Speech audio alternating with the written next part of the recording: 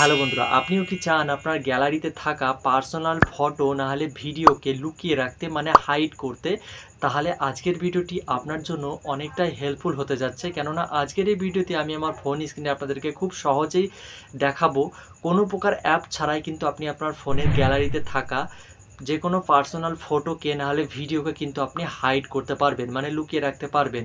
কী হয়, বেসিক্যালি আমাদের ফোনে এমন কিছু প্রাইভেট ফটো না হলে ভিডিও থাকে, যখন কি আমাদের ফোনে হাত দেয় সেক্ষেত্রে হয়তো অনেকেই মানে দেখে ফেলে, সেক্ষেত্রে আমাদের লজ্জাবোধ হয়, অনেক সমস্যা দেখা দেয়। সো আজকের পর থেকে কিন্তু আপনি আপনার ফোনে যে কোনো প্রকার প্রাইভেট ভিডিও ফটোকে কিন্তু হাইড করে লুকিয়ে রাখতে পারবেন, কোনো সমস্যা হবে না। সো কীভাবে হাইড করবেন সেটাই আমি আমার ফোন স্ক্রিনে আপনাদেরকে দেখাই। সো ফটো ভিডিও হাইড করার জন্য আমি আমার মোবাইল স্ক্রিনে চলে এসেছি। ফার্স্টে যেটি করতে হবে, আপনাদের ফোনে গ্যালারিটাকে ওপেন করতে হবে। গ্যালারিটাকে ওপেন করে নিয়েছি। সো এখন আমি যে ফটো নাহলে ভিডিওকে হাইড করতে চাচ্ছি, তো ফর এক্সাম্পল আমি এখান থেকে দেখাচ্ছি আপনাদেরকে, আমার কিছু ফটো আছে, আমি যে ফটোগুলো শ্যুট করেছি, যে আমার কিছু ফটো আছে, আমি এখান থেকে মার্কিং করে নিচ্ছি ফটোগুলো। এখান থেকে আমি কটা ফটো মার্কিং করে নিয়েছি। সো মার্কিং হয়ে গেছে ফটোগুলো। এখন আমি ফটো আর একটা ভিডিও আমি এখান থেকে চুজ করে নিচ্ছি। আমি একটা ভিডিও তৈরি করেছিলাম, সেই ভিডিওটা এখান থেকে আমি চুজ করে নিয়েছি। সো আমি এখন 3-4টি ফটো আর একটা ভিডিও আমি এখান থেকে চুজ করে নিয়েছি।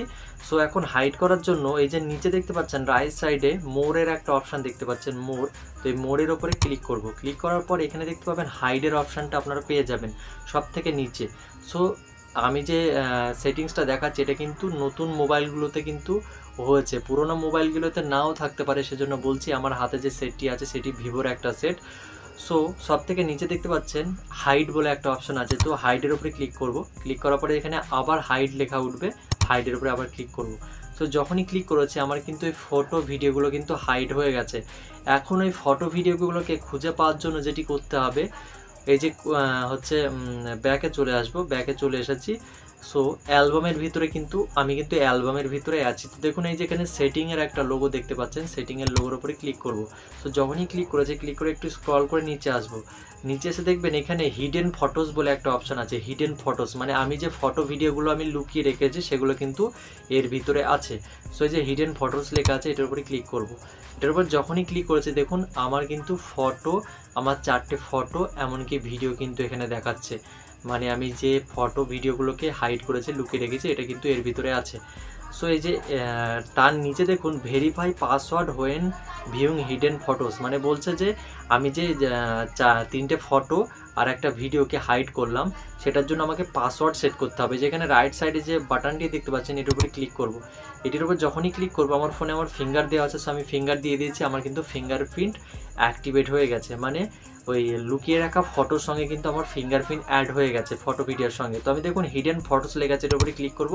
যখনই ক্লিক করব আমার কিন্তু এখানে ফিঙ্গারপ্রিন্ট নাহলে পাসওয়ার্ড কিন্তু দিতে হবে। যখন দিয়েছে দেখুন এর ফাইলটা কিন্তু খুলে গেছে। সো খুবই সহজভাবে কিন্তু আপনারা, আমি যেভাবে দেখালাম এরকম সহজ পদ্ধতিতে কিন্তু আপনারা আপনার ফোনে থাকা পার্সোনাল ফটো ভিডিওকে কিন্তু হাইড করতে পারবেন, কোনো প্রকার কিন্তু অ্যাপ ছাড়াই।